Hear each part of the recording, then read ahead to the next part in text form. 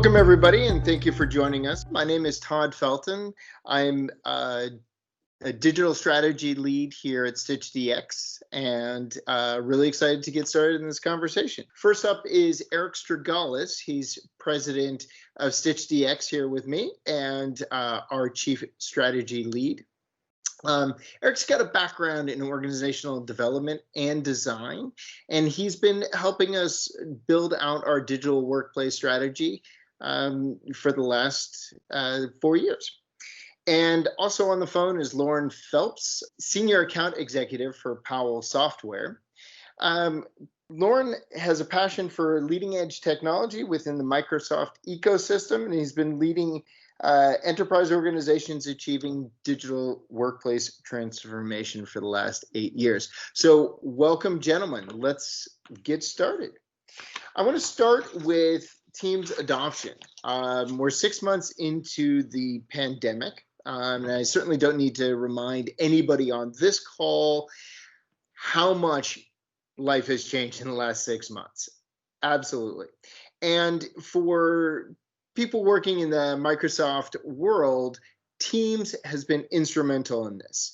By April, they had added they were up to 75 million new users. Since the pandemic, they've also been rolling out new functionality at a completely rapid pace. For example, live events, which we're using to broadcast this. At Microsoft Ignite this week, they announced a whole another set of new features to add to Microsoft Live events. So lots of really, really exciting stuff, massive adoption. Eric, how is this impacting the overall digital workplace? Yeah, I mean, it's had a huge impact, right? I mean, we know that as you mentioned, the Teams has grown to over 75 million active users on a daily basis, and that's up from like 35 at the start of the year. So that massive uptake, I think, has really made a huge impact. But the reality is that Teams came out back in 2017, and when Microsoft launched Teams originally, it was really built as a replacement to Skype. And the idea was they were going to take the best of Skype and they were going to take the best of SharePoint and they were going to put those together. What that has done, and because they launched it back in 2017, the reality is that this shift has been happening for quite some time, right? This isn't new. The whole idea of remote work and having a remote workforce is not a new idea, but because of the pandemic, we have probably seen 6 years of development over the course of the past 6 months. So what this has really done is it's forced us to rethink the entire digital workplace model. The reality is that the intranet is playing a very different role for us today than it was, even just 6 or 7 months ago. If we look at the traditional, if we think about the sort of traditional role of the intranet, and especially in the sort of digital workplace model that we've had in the past, if you don't mind going back one slide, Todd, this is sort of the traditional model that we've sort of followed, right? The intranet at the center of the digital workplace. The intranet was the way that we connected to all of our, third-party tools and all of our systems. It was where we went to get access to information, get access to our people, get access to files and content and all kinds of data. It was also where we went to sort of springboard out to all of our tools. But in the new digital workplace model, we have a whole new sort of way of thinking about that center of the digital workplace, right? The new digital workplace model is really now looks more like this. If we could switch over to the next slide, it really looks more like this, right? Where we have Teams at the center of the digital workplace, really alongside the intranet. And the important thing to mention here is that, the intranet is not less important today than it was 6 or 7 months ago. I just think it plays a slightly different role. And in that slightly different role, it's actually more focused on doing the thing that I think it is really good at doing, right? So if we think about we thought about the intranet as the sort of hub of the digital workplace, and we even call it the hub. A lot of companies will call their intranet the hub for this reason. It's now not just the only hub, right? Teams is also a hub. It's a hub of collaboration. It's a hub of communication. And so the intranet still plays that role of being a hub of communication, just a different type of communication, right? It's a different type of hub. And it's really focused on helping to align employees against the vision and the mission of the organization, helping employees be better employees, right? Whether it's helping them to connect to the right people inside the organization or helping them to connect to the right policies and information, the HR. It could also be helping them to connect to those third-party tools. But frankly, even to teams, right? To the teams that they're engaged in, but it's also now we're seeing that teams is where people are working on a day-to-day basis. And so one of the big challenges we've run into with other organizations that we've worked with is, just getting people to show up to the intranet. That's always a big challenge. So, if you know that now you've got a hub, a place where your people are working digitally, the idea of bringing these two hubs together makes a lot of sense. So Yeah. I think that's the impact right now. And it's really shaking up the whole way that we think about, the digital workplace. Thanks. And one of the really interesting things in what you just said was that you can use the collaboration features within Teams to actually drive people into your intranet. Mm-hmm. So, for example, can you talk a little bit about like synchronizing alerts between Teams and intranet? Yeah, I mean that's a great example of how you can leverage the power of Teams and bringing those two pieces together. At the early part of the pandemic, I think a lot of organizations were leaning pretty heavily on their intranet to get those kinds of alerts out there, right? To just inform people about what was happening and the policies that they were going to be putting in place for work from home. Whether their offices were going to be closed or not. Those were important pieces of information that were being sent out. And so we were relying on things like email to get that information out there. But then the intranet was a great place for people to be able to go and get more detailed information, maybe about their department, or if you're a large organization, you've got lots of different offices, maybe you wanted to be more specific and be able to just send an alert to a specific subset of folks. Well, now with Teams, and the fact that people are in Teams all the time, you could easily synchronize those alerts, create a quick workflow between your intranet and your Teams to be able to trigger those alerts to come into Teams. Now you're not waiting for people to look at their inbox to get those alerts and then click over to the intranet. You can actually send those alerts directly into Teams. So that's just one example of how you can bring these two pieces together and, using Teams better for communication and also being able to drive folks back into the intranet for more information. Awesome. Lauren, what are you seeing from your side? Is there, what are you seeing on the impact of Teams into the digital workplace and specifically around the intranet? Yeah, I think, first of all, Eric's comments are really spot on. Look, there are new ways of work, and that reality is today. If you heard Benioff yesterday on CNBC, he's stating the pandemic is going to be around until 2022. Fauci said that's going to be around until the end of 2021. So there is this new sense of normal, and that is really hybrid work. In that employees now are forced to work outside of the office, which creates, on a personal level, it can be frustrating and it can be challenging because it's new for them. And then I think if you couple that with the inability to find data and information and have access to the applications that they need in order to perform the role, that's also challenging. In a recent study by Gartner, 20% of knowledge workers spend 20% of their time looking for information. That creates, a state of frustration for an individual. So I think the better job that organizations can do to adapt to new technologies, the better off they're going to be. So from a Powell Software perspective, what we're seeing is exactly this inflection point in bringing together both communication as well as collaboration. Now, from the intranet perspective, that type of communication is really, it's top down, it's vertical, right? To Eric's point, the pandemic, the wildfires out west, the hurricanes that have been taking place, all of these kind of events need to be communicated from the organization. And I think the intranet is still a great solution for that. Conversely, where folks are really starting to spend their time is in Microsoft Teams, because you can collaborate, you can chat. I have folks from headquarters in Bureau Filet, France, who will collaborate with me on documents and the like. You can invite people outside the organization to collaborate. So folks are really starting to spend a lot more time in Teams. Now, obviously the communication there is a bit transversal, right? You can be chatting, you can be communicating in a team. It's not that top down that you're getting from an intranet.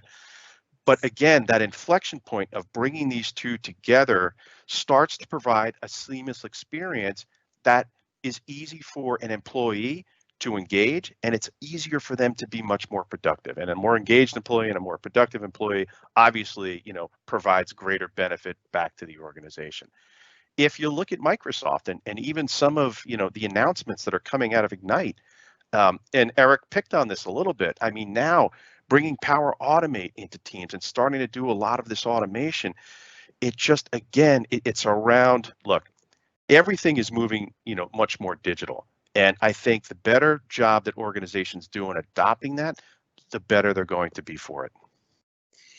And you've seen, there was a lot of stuff coming out of Ignite this week, right, around aligning companies and supporting companies, not just on access to files and tools and that sort of stuff, but actually supporting them through the experience of working remote. There's been a lot of talk recently around sort of that, what we might consider the softer side of supporting your employees. For example, can you walk us through like an example of how Teams and Intranet working together can help an employee experience so that they're starting that they're really having a better experience and feel better supported by central organization? Yeah, no, great point. I think one of the ways is let's look at people coming back to work, right? And look, that's obviously very good for individuals. It's very good for the economy. One of the things that you can do that is maybe a bit unique and a little bit compelling is by leveraging Teams, you can create an agenda. Let's say a 30-day onboard experience, and break it down weekly, right? Invite them to the teams that maybe they need to be invited to. Start scheduling different appointments for the individual over that 4-week period, again, broken down weekly. The interesting thing then too is the documents that are maybe tied to that onboarding process still reside in the intranet, right? So now you have this seamless experience, and by leveraging Teams, you've got a little button to your intranet here. Obviously, you have all the teams that you're associated with, but it's bringing that experience notably a little bit more concisely together, right? This is my agenda. This is what I need to do. This is where I can find the documents. And you can pick or point right back to where those documents reside. So I think that's just one example. The other things that you can do, if you need to target communications within the organization, you can do that. Or if you want to do targeted mailings or newsletters to HR and or to marketing and the like. There's so many unique and compelling things to do.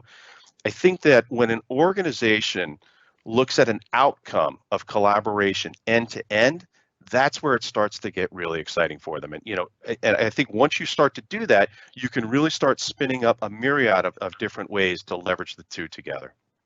What I love about this, Lauren, too, is that you're not just talking about tying these two things together. You're actually bringing that experience into Teams.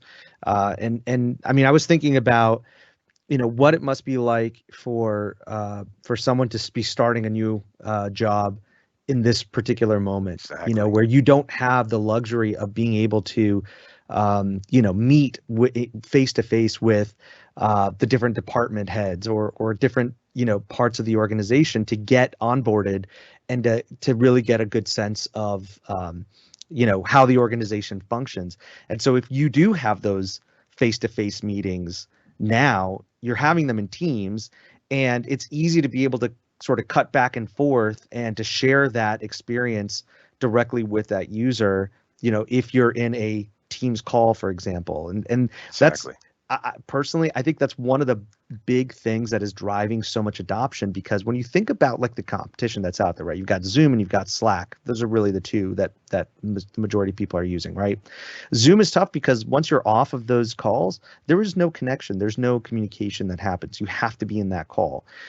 Slack, That's right. you have to have all of these additional integrations built in, and you've got to get approval from IT, and to have those integrations part of that, and it can get really cumbersome and complicated. But with Teams, because it's so deeply integrated and embedded with O365 and with SharePoint and with your intranet, but that's built in SharePoint, this experience is seamless. I mean, it is seamless and it is frictionless, which is something that I know that a lot of organizations are looking for in this particular moment, where there's already so much friction and so Exactly. much that's slowing things down, right? No, great points. Notably, look, and you're spot on. Zoom is out there. WebEx is still there. BlueJeans is out there. Slack is out there. Here's the thing.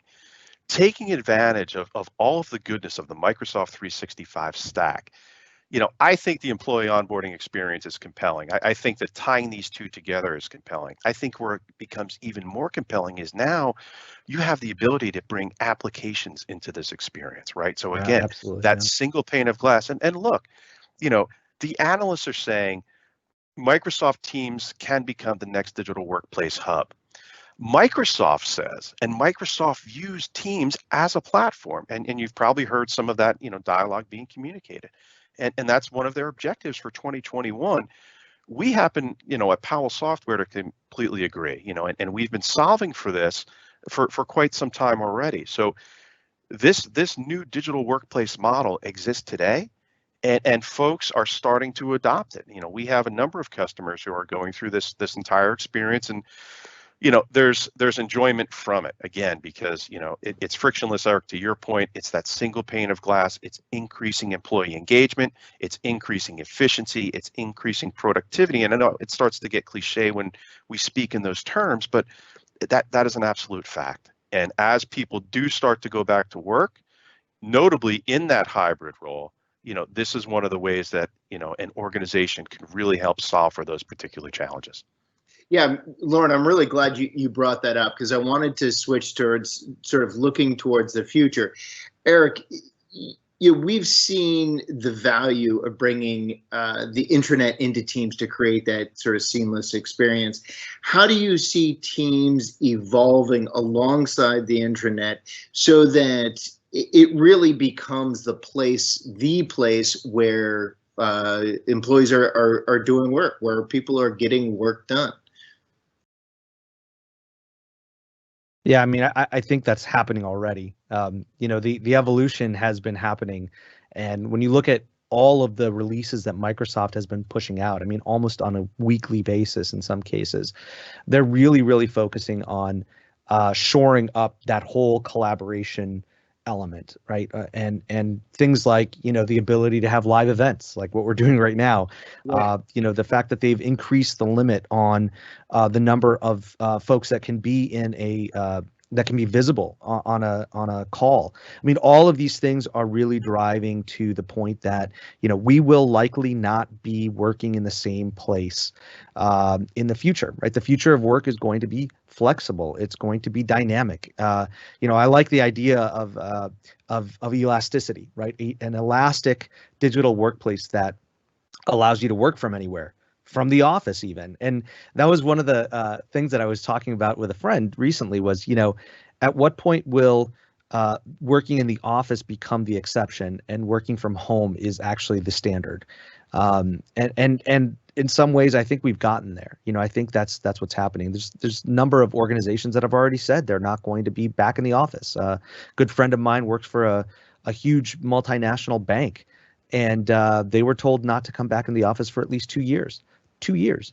So that tells you that organizations are rethinking how they're working and are going to be leaning much more heavily on the digital workplace. So Teams is going to continue to evolve to enable that. But where we are today, if you just look back over the past 6 months alone, there's been so much evolution, and the ability for folks to be able to use Teams more effectively now is really what's enabling us to start rethinking about these, rethinking the way that the role of the intranet and the way that these two pieces can work together. Great. Yeah, I want to dive in on one of those points that you just made, Eric, because I think it's super important. As Lauren mentioned earlier, we're dealing with the pandemic. It's going to be around for a while. Mm-hmm. There are wildfires in California. There are hurricanes, there are floods.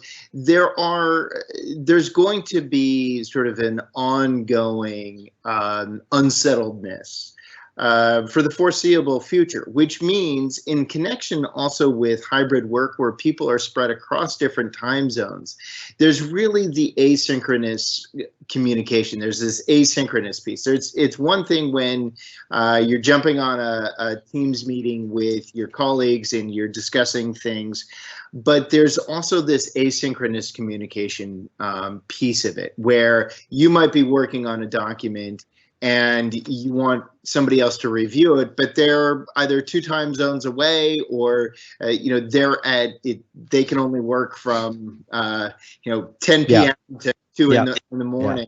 Yeah. So to both you guys, what are you seeing there, particularly in this connection between Teams and the intranet? Yeah, I mean, I'll just take a quick. I'll jump on this one quickly, Lauren. The one thing, and I'm so glad you brought this up. So the whole idea of synchronicity and the ability to have communication that's both synchronous and asynchronous is so critical right now, right? Because if you think about when we gave up the physical workplace for our personal workspaces, because we became so reliant on the digital, or rather we became more reliant on the digital to take over those, hallway conversations and conversations, at the water cooler and over coffee and over lunch, as in addition to those, boardroom, conference room meetings that we have with lots of folks. So, the ability to just do quick catch-ups, and even to just provide those asynchronous updates, right? So there's lots of different layers here. Teams offers the ability to have those synchronous conversations, one-on-one chats or group chats with your department, or individual conversations with multiple different players around the organization, and even external partners. And then there's the synchronous conversations that you have in those video conferences. And then there's the asynchronous ability to just share and post updates within Teams and channel conversations. And then you've got team sites so there's lots and lots and lots of different layers here. So it's really important to think about strategically, not just, okay, we can use these two pieces together, but how do we strategically use these pieces together? How do we build this solution as a comprehensive solution that is going to work today, but also going to work in the future and is going to fit in with the way that we work? That's kind of the benefit of Teams, is that there's a lot of flexibility. But if you're not leveraging that flexibility in a thoughtful and strategic way, that sort of becomes a challenge. So that's a really important piece that I think needs to be addressed. Completely agreed. And as organizations start to roll Teams out, I think, again, the better job that they do to really start unpacking it and understanding all of the capabilities that it offers from a productivity perspective, that's where I think we're going to start to see adoption. And look, at Powell, we're heavy users of Teams. I spend an inordinate amount of my time right in there, and I can again flip in between the intranet and find documents and find updates. And if you're new to an organization, there's an employee directory there for you too. So there's a number of different ways that an organization can be really, really creative. And again, I would just encourage those that are adopting Teams now to really pay attention, Eric, to your point around the myriad of updates that are coming out, and really start looking at ways that you can drive adoption, because your organization will absolutely be better for it. Great. There's a lot of change coming, right? And we've been talking about all the great things. But with change, it's not always smooth and it's not always easy. Lauren, what have you seen with your customers? Some of the things to be aware of that came along with this rapid adoption of teams. What are some obstacles that might prevent us from achieving all the great things we've just been talking about? Great question. There's two things that we're seeing. One, and this one is rather interesting. We're seeing a number of intranet refreshes. And what we're hearing, and this is true of a small organization, a mid-sized organization, as well as even a larger enterprise organization. And the resounding theme has been, we have an intranet. It's a little bit dated, and people aren't engaged with it. They're not leveraging it. So what happens? It's not updated, right? Well, why should we update it? No one is going there. So I think that's really point number one. Point number two is, with regard to Microsoft Teams, people are afraid of sprawl, right? And look, sprawl is an inevitable byproduct of collaboration. That is one of the strengths of Teams, is the ability to bring people together and help them collaborate. But what a number of organizations are afraid of is, okay, well, if I let this run in the proverbial wild, does that mean I'm going to go from 10 teams to 100 to thousands of teams overnight? And the answer can be yes. So I think that one of the things organizations need to be mindful of is, look, plan for governance, and work through some of that, work through how you intend to adopt, and maybe have only, one or two or a handful of approvers of who can, go ahead and create a team. Maybe think in terms of naming convention so that you've got a consistent look and feel as you drive adoption. And then, lastly, there are governance solutions, and obviously Powell Software has one that can help put those guardrails in place to help guide an organization to further adoption. And then maybe it's, at some point, creating this digital workplace with Microsoft Teams being that centralized hub, if you will. Because think about it, you wouldn't need Zoom, you would no longer need Slack, you wouldn't need WebEx and or BlueJeans. And I came from an organization, we had all of those tools and we didn't standardize on any of them. So again, there are benefits to this centralized approach of this new digital workplace model. Right. Yeah. So you brought up, you didn't actually name it, but there's such a lot of talk about shadow IT. Those apps that organizations, that people within organizations will load onto their machines so they can communicate and collaborate with other people, or specialized tools that aren't approved. How does the governance that sort of you put in place, or that Powell puts in place, how does that help kind of, and the team's intranet connection, how does this all help avoid that kind of trap of shadow IT? Yeah, and I think that, again, we're creating, this centralized digital workplace, and that's our intent. So everything can be leveraged through Teams, right? The governance that we provide is around naming convention. It's around approval and approval workflows, so that it'll minimize, a lot of that sprawl. And let's face it, we're talking to a fairly significant enterprise organization of 30,000 employees, and sure enough, as they adopted Teams, and notably everyone adopted Teams very quickly. Look, we were forced to. There wasn't really any way around that, but for those that let it go a little bit, they were that exact example of hundreds to thousands of teams, and they had to go back and lock it down.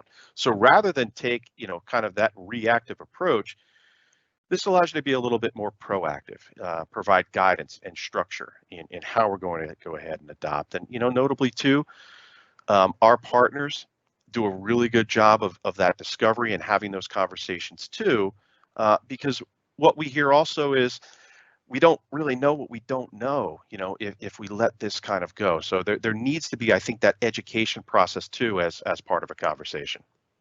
Yeah, thank you for teeing that up, Eric. We've done a lot of discovery process. What are some things that we usually see?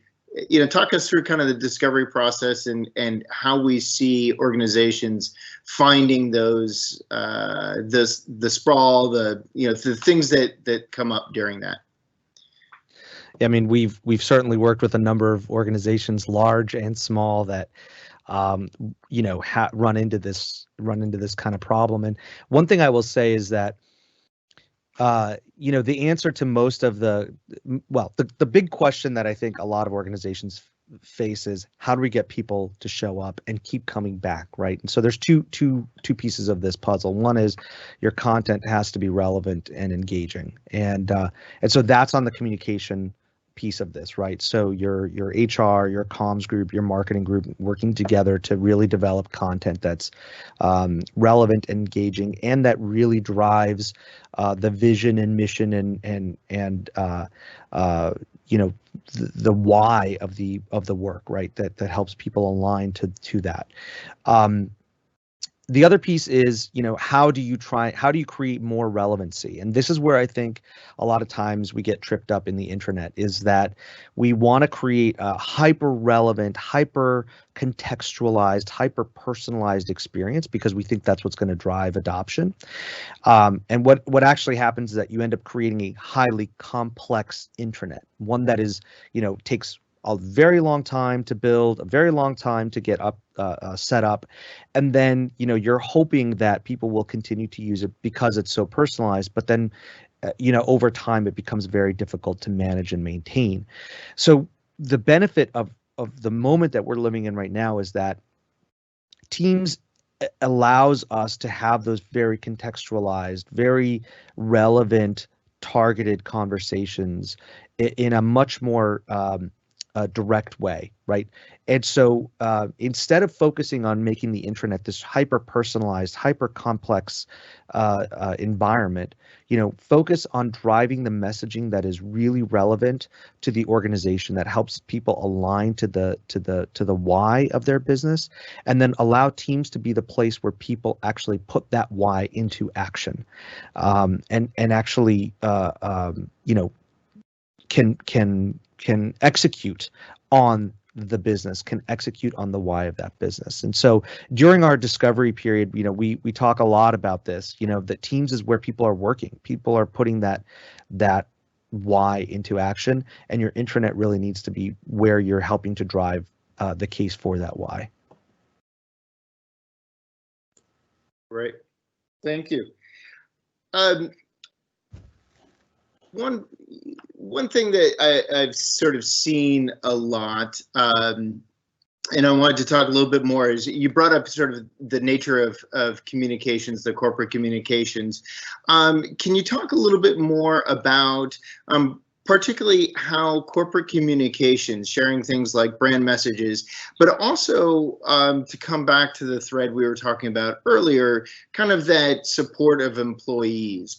How have you guys seen the intranet being used to deliver those types of sort of brand alignment messages and corporate support? Yeah, I mean, I think that's a really good question. Without a doubt, I mean, the communications from top-down communication from leadership is really important, and it helps to drive that message of why we do the work that we do. But I also think that it's really important to get stories from the ground, so the people that are actually on the ground working with those customers, and customer success stories are also really relevant. So trying to drive those stories from the bottom up as well is really important. And again, Teams is a great way to get those stories, right? It's a great way to generate that content and those stories, and then being able to bring them into Teams. And then, from a marketing perspective, because my background is also in marketing, using Teams to help drive adoption of the intranet. So, your comms team should absolutely be teasing content in the intranet in Teams and sharing that out, and you can target those content, those teasers to specific groups, to specific locations. If you've got offices in Europe that a specific piece of content is relevant to, send it only to the people that are in those channels or people in those groups. And so being able to leverage both of those, I think, is really important. Lauren, I don't know if you've got some ideas around that too. No, I mean, I completely agree. I think, again, the better job that an organization does, if you're going through this exercise, You should have people from comms, from marketing, from HR, from IT, and put the user at the center of this experience, right? And Absolutely. Yeah. what would that user want? What would that user need? And to your point, top-down executive level communication, crisis management, those type of things, really, really important. We talked about it last time, and no time in our history have individuals felt the need to feel more connected. This is that new normal state that we live in, and it's not changing anytime soon. So, maybe bringing in social feed as part of it, or to your point, stories from the field, and welcome to new employees. Maybe having space where they can go share experiences, or talk about commonalities and maybe hobbies that they have, those type of things. Again, it's about employee engagement, and we've talked about it, and the more engaged they are, the happier they are in their role and within the organization, the more productive they're going to be. They're going to give you that 120% simply because they're happy again in their role and based on their experience that they're having. I think that does matter. Great. Hey guys, we just got a question in from the audience that I think sort of nails this down a little bit.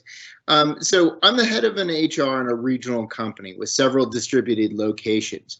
How can I sell this idea up the food chain and provide ROI, right? So, this is all a rosy vision, and I think there's some, everybody believes in greater efficiency and greater support, but, what does it look like to really say to somebody up the food chain, this is worth investing in now, because it's going to pay off in the coming months?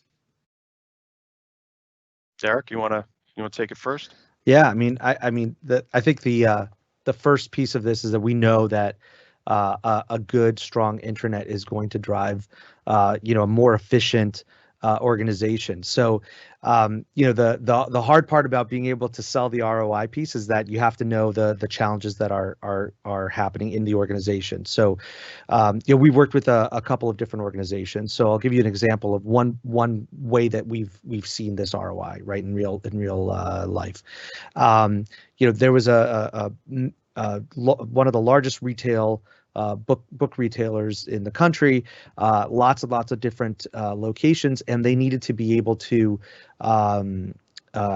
limit the number of phone calls from the floor workers to the central office to figure out how are we supposed to present these books, what's the right way for us to stack these up, how are we supposed to do all these things, who do I call when I need to when I've got a problem in the store, or who do I call when I've got a problem with the POS. They were getting inundated at the central office with these phone calls from their like 800 different locations. So the way that they measured ROI was, if we can drive greater efficiency and self-service for the floor worker, so that we at the central office are not spending our time answering these questions, then we're going to be able to be more efficient and drive more, be more productive on these other pieces. So we were able to drive greater productivity for them, and also limit the number of calls coming in from the field, which was, of course, a huge win for them. But that ROI doesn't necessarily translate to every organization. So discovery is really, really critically important. It's an important first step in determining that ROI. What I would say to this person that asked this question, it's a great question, and I would say, the best way to determine that ROI is to have an initial discovery session where you can understand what the challenges are, and then you've got somebody, a partner that can sit down and say, well, we think we can drive greater ROI through these, processes, if that makes sense. I would agree. I think I would answer it just very succinctly in that your employees need it. Look, people being removed, and I've worked from a home office my entire career, so the experience wasn't new for me. But for those that aren't used to it, again, I think I teased it a little bit earlier on. that human element, finding that office space, and maybe it's not a desk, maybe it's a dining room table, securing, time on your calendar. Okay, this is now a place of business. That can be a very challenging situation for an individual, for any individual, quite frankly. So Yep. again, helping an employee feel connected, giving them that seamless, almost single pane of glass experience where my applications are there, I can find documents, I can be productive. It's going to engage the employee, and really without that engagement, oftentimes employees are left feeling as though they're on an island. They begin to get frustrated. And that's not an individual that you potentially want as a member of your team. So I think the better job an organization can do, and again, putting that employee at the center of that experience, what is it that they need? What's going to help them? What's going to engage them? What's going to help increase their productivity? I think the better job an organization does in that regard, the better job that they can do to get to that point where they're solving for, Eric, the things that you had mentioned. Yeah, I totally agree. And I would say just one last thing that I was going to share was that this is not going to change, right? That the work from home dynamic is not going to change in the short term. Yes, we will start to see businesses opening back up, but it's not going to. I think that's going to become the exception, not the rule. And I think work from home or work remote is going to be the rule. And so people still need to be connected, and not just connected in conversations and this sort of synchronous and asynchronous conversations that we were talking about earlier, but really connected to the why of the work.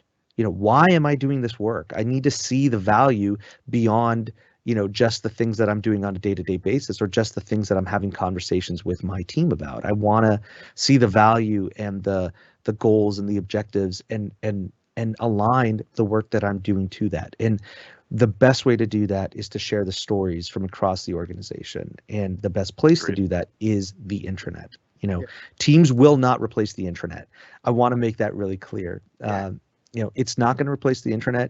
It's going to enhance, and I think in a lot of ways help the intranet focus on what it does really well, which is, I think, to really help the employees be better employees by giving them access to the right people, to the right information, to the right policies, to the right tools, and also to the stories that are going to help align them.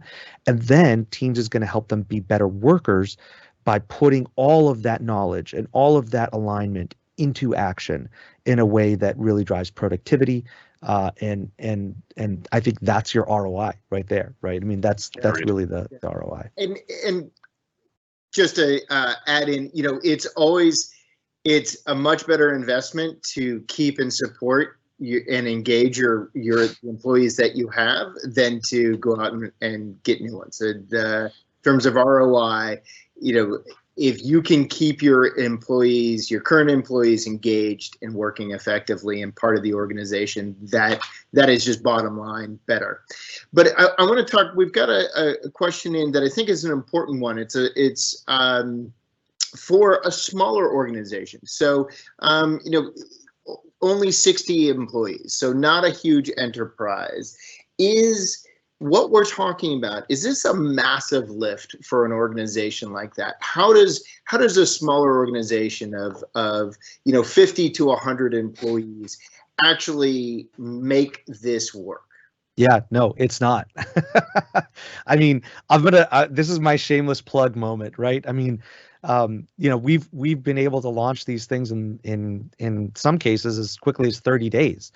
I think what's really, really important is that organizations should recognize that, using Teams better is something that you can do very, very quickly, or you can start doing that with small incremental changes, and building an intranet that is going to be really functional and help drive all of that kind of engagement can also be done very quickly with incremental changes over time that help to make it better.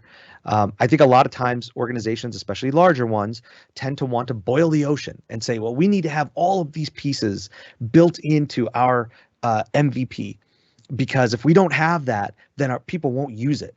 Well, that may or may not be true. You can't prove that, right? Because you don't know, because you've never put it out there, and so you don't know if people are going to use it.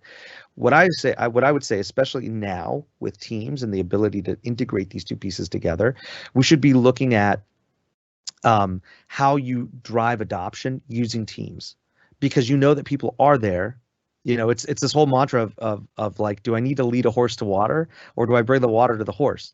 And where we are today, you can bring the water, right? Bring the intranet to where your employees are. So we can set aside that whole concern about adoption and set aside the whole concern about engagement, because they're already engaged, they're already there. All you need to do now is build something that's a great channel for your communications team, for your marketing team, for your HR team, to be able to communicate out to the organization, for your leadership to be able to communicate out to the organization in a really, really meaningful way. Yeah, and I'll be 100% candid. Part of the reason we invited you, Lauren, is because we've been hugely impressed with the simplicity and the ease of use of Powell software.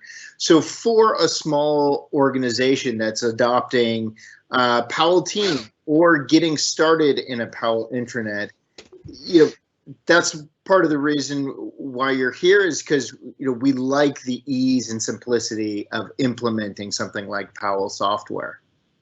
Yeah, we've just got, I don't want to go deep into the weeds on a technical perspective, but it's the approach that we take. To Eric's point, it shouldn't be a daunting task with a very, very heavy lift. And from a Powell software perspective, it is not, and that is by design. You can take advantage of all the goodness that is part of the Microsoft 365 stack and all of your content that resides within SharePoint. So it's not daunting for, a 50-person organization. It's not daunting for a 30,000-person organization. It is a relatively seamless experience. And again, leveraging, our partner channel, they're a natural extension of who we are and what we do from a services perspective. And they can guide you very, very easily and very quickly through this experience. I think that Eric kind of teased the discovery piece a little bit.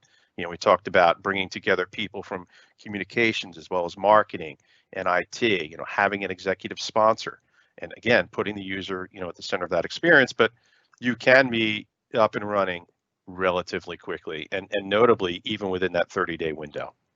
Okay, great. Well, I think that's going to be a pretty good place for us to wrap this up.